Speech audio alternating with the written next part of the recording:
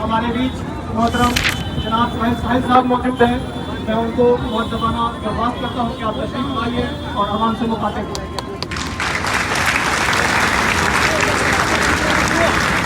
मोहतरम हज़रात, ये सज्जनों, अभी आपके सामने तहरीक वतन की तरफ से वक्फ मूवमेंट एक्ट की मुखातिब की जा रही है और जनाब हसन नबी साहब ने बताया कि ये काला कानून है। लोग जो जानना चाहते हैं कि वक्फ क्या है, वक्फ एक्ट क्या है, ये बातें आपको मालूम हो गई होगी। तो वक्फ जो है अल्लाह के रास्ते में दान की हुई जो संपत्ति है उसको वक्फ कहा जाता है। ये तमाम मजाहिब में है कि दान किया जाता है मठों को, इसी तरह से मस्जिदों, मदरसों, खानकाहों, कब्रिस्तानों किया गया जो जायदाद हमारे आपका वापस लो, वापस लो, काला कानून वापस लो,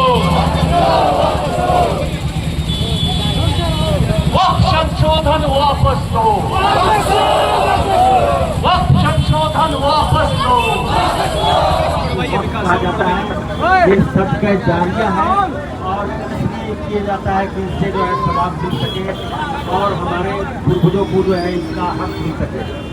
लेकिन ये सरकार ने जो काला कानून लाया है वक्फ एमेंडमेंट एक्ट 225, ये संविधान के खिलाफ है। जो मौलिक अधिकार संविधान ने दिए हैं, जो फंडामेंटल राइट्स दिए हैं, उसकी मुखालफत करता है। इसलिए कहा जाता है कि वक्फ के खिलाफ जो कानून आया है वो संविधान के खिलाफ है। आप जानते हैं कि संविधान में जो आर्टिकल्स दिए गए हैं इसमें फंडामेंटल राइट्स हैं और इसलिए कहा जाता है कि ये गवर्नमेंट संविधान को बदलना चाहती है। रास्ता खाली कीजिए, शुरू करेंगे, पीछे होइए, यहाँ पर लाइन बनाइए आप लोग, लाइन कीजिए, लाइन बनाइए।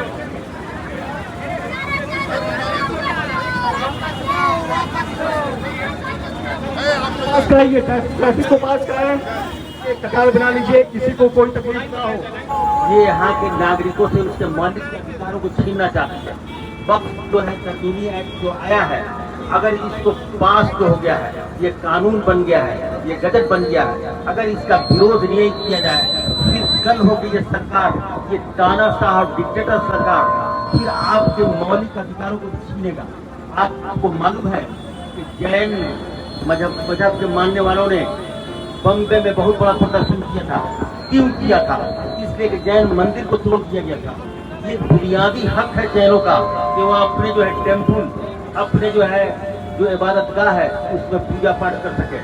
आपको मालूम है कि ये भारत में, बिहार में, गया में जो इंटरनेशनल बौद्ध टेम्पल है वहाँ भी पीटी एक्ट 1948 लागू किया गया है जो बौद्धों को उनके अधिकार से वंचित करता है। वहाँ 2 महीने से एजुकेशन हो रहा है, इसलिए हम उसका भी विरोध करते हैं। हम यहाँ इसलिए आए हैं कि लोगों को ये बताया जा सके वक्फ का मामला मुसलमानों का मामला नहीं है, बल्कि दान की हुई तमाम चीज़ों का मामला है। कल मठों से, कल मंदिरों से अगर जमीनें छीनी जाए तो फिर आप क्या करेंगे? कानून वापस लो, काला कानून को वापस लेना होगा। इंकलाब जिंदाबाद, काला कानून वापस लेना होगा। इसके तमाम बंधुओं से, हिंदुस्तान के तमाम नागरिकों से हमारी अपील है कि आप संविधान की रक्षा करते हुए वक्फ एक्ट 225 की भी मुखालफत करें, इसका विरोध करें। इसका विरोध करना जो है आपका मौलिक अधिकार है। आप जानते हैं कि संविधान के प्रियम्बल में जो चीजें लिखी गई हैं उसमें जो है आपको जिसको कहा जाता है कि स्वर्ण अक्षरों में लिखे जाने के लायक है।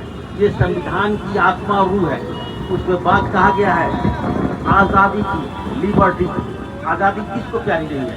क्या संविधान आपसे छीन लिया जाएगा, इसको तोड़ मोड़ दिया जाएगा तो ये आज़ादी आपकी बाकी रहेगी? इक्वलिटी की बात की गई है, मसावात की, बराबरी।